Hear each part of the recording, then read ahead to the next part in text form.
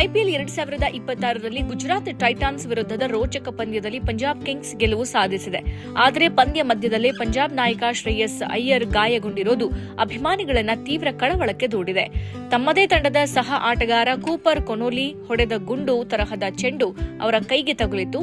ಪರಿಣಾಮ ಅಯ್ಯರ್ ಮೈದಾನದಲ್ಲಿ ನೋವಿನಿಂದ ನರಳುತ್ತಾ ಇದ್ರು. ಈಗ ಪಂದ್ಯದ ನಂತರ ಶ್ರೇಯಸ್ ಅಯ್ಯರ್ ತಮ್ಮ ಆರೋಗ್ಯ ಸ್ಥಿತಿಯ ಬಗ್ಗೆ ಸ್ವತಃ ಪ್ರತಿಕ್ರಿಯಿಸಿ ಮಾಹಿತಿ ಕೊಟ್ಟಿದ್ದಾರೆ. ಪಂದ್ಯದ ನಂತರದ ಪ್ರೆಸೆಂಟೇಷನ್ ಸಂದರ್ಭದಲ್ಲಿ ಎಲ್ಲರೂ ಶ್ರೇಯಸ್ ಅಯ್ಯರ್ ಅವರಿಗೆ ಕೇಳಿದ ಮೊದಲ ಪ್ರಶ್ನೆ ಅವರ ಗಾಯದ ಬಗ್ಗೆ. ಇದಕ್ಕೆ ಅಯ್ಯರ್ ನಗುತ್ತಾ ಉತ್ತರಿಸಿದ್ರು, ನನಗೆ ಈಗ ತುಂಬಾ ಚೆನ್ನಾಗಿ ಅನಿಸುತ್ತೆ, ಏನ್ ದೊಡ್ಡದಾಗಿಲ್ಲ, ಎಲ್ಲ ಸಾಮಾನ್ಯವಾಗಿದೆ.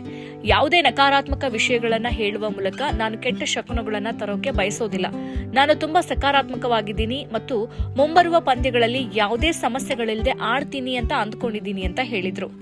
ಇನ್ನು ಗುಜರಾತ್ ಟೈಟಾನ್ಸ್ ವಿರುದ್ಧ ಗಾಯಗೊಂಡಿದ್ದ ಶ್ರೇಯಸ್ ಅಯ್ಯರ್ ಮುಂದಿನ ಪಂದ್ಯದಲ್ಲಿ ಆಡ್ತಾರಾ ಎಂಬ ಬಗ್ಗೆ ಸೋಷಿಯಲ್ ಮೀಡಿಯಾದಲ್ಲಿ ಚರ್ಚೆ ನಡೆದಿತ್ತು. ಈಗ ಶ್ರೇಯಸ್ ಅಯ್ಯರ್ ನೀಡಿರುವ ಹೇಳಿಕೆ ಆಧಾರದ ಮೇಲೆ ಅವರು ಮುಂಬರುವ ಪಂದ್ಯಗಳಿಗೆ ಲಭ್ಯವಿರುತ್ತಾರೆ ಅಂತ ತಿಳಿದುಬಂದಿದೆ. ಇದರೊಂದಿಗೆ ಪಂಜಾಬ್ ಕಿಂಗ್ಸ್ ಅಭಿಮಾನಿಗಳು ನೆಮ್ಮದಿಯ ನಿಟ್ಟುಸಿರು ಬಿಟ್ಟಿದ್ದಾರೆ. ಇನ್ನು ಪಂಜಾಬ್ ತಂಡದ ಇನ್ನಿಂಗ್ಸ್ನ 12ನೇ ಓವರ್ನಲ್ಲಿ ಈ ಅನಿರೀಕ್ಷಿತ ಘಟನೆ ನಡೆದಿದೆ. ಗುಜರಾತ್ ಸ್ಪಿನ್ನರ್ ರಶೀದ್ ಖಾನ್ ಎಸೆದ ಚೆಂಡನ್ನ striking batter Cooper Connolly straight drive ಮಾಡಿದ್ರು. ಆ ಶಾಟ್ ಎಷ್ಟು ಶಕ್ತಿಶಾಲಿಯಾಗಿತ್ತೆಂದರೆ ನಾನ್ ಸ್ಟ್ರೈಕರ್ ಎಂಡಿನಲ್ಲಿದ್ದ ಅಯ್ಯರ್ ಚೆಂಡನ್ನ ತಪ್ಪಿಸಿಕೊಳ್ಳುವ ಮೊದಲೇ ಚೆಂಡನ್ನ ನೇರವಾಗಿ ಅವರ ಎಡಗೈ ಬೆರಳಿಗೆ ತಗುಲಿತು. ನೋವಿನಿಂದ ಮೈದಾನದಲ್ಲಿ ಕುಸಿದು ಬಿದ್ದ ಅಯ್ಯರ್ ಅವರನ್ನ ನೋಡೋಕೆ ಮೆಡಿಕಲ್ ಸ್ಟಾಫ್ ಮೈದಾನಕ್ಕೆ ಧಾವಿಸಿದ್ರು. ಆ ಸಮಯದಲ್ಲಿ ನೋವು ಕಡಿಮೆ ಮಾಡೋಕೆ ಮ್ಯಾಜಿಕ್ ಸ್ಪ್ರೇ ಬಳಸಿದ್ರು.